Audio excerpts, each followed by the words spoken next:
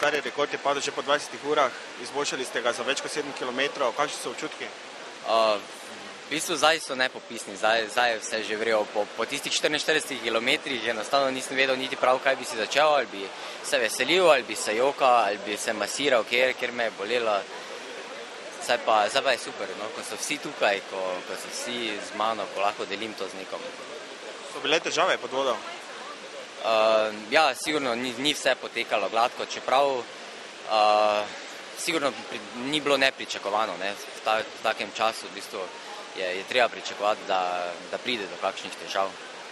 In na kaj ste razmišljali, ko ste plavali? Pa v bistvu na vse. Ali se mi je uspelo včasih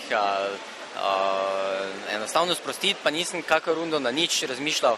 Pol naslednjič sem spet razmišljal, koliko je težko, pa koliko ljudi me zdaj gleda, pa če bi nehal ali pa če ne bi nehal, kaj me boli, o službi, o vsem v bistvu. Danes je pa res bilo, kaj bom naredil, ko bo padel rekord, čeprav se potem nič od tega ni zgodilo. Vidim, da niste preveč izmučeni, koliko ur bi še lahko zdržali pod vodo?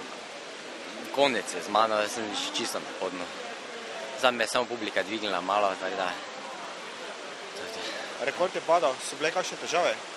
Ja, na začetku je bila manjša kriza, tam po 6-7 urah, potem pa se je Sandi pobral in je suvereno odplaval do konca, vse ste videli, da enostavno ni hotel več iz vode. Ocena, so kakšne poškodbe? Ne, presenetljivo dobro je vzdržala oprema, to, kar smo se v bistvu najbolj bali, dobenih odrgnin, seveda posledice bolečine bo čutil še nekaj časa, ampak mislim, da je to zanemarljivo glede na rezultat, ki ga je dosegel. Imate že kakšne nove načrte za prihodnost? Ne, dobil je celo prepoved, leto dni razmišljati o kakršnikoli ideji. O domačih verjetno? Ja. 4! Hvala vam!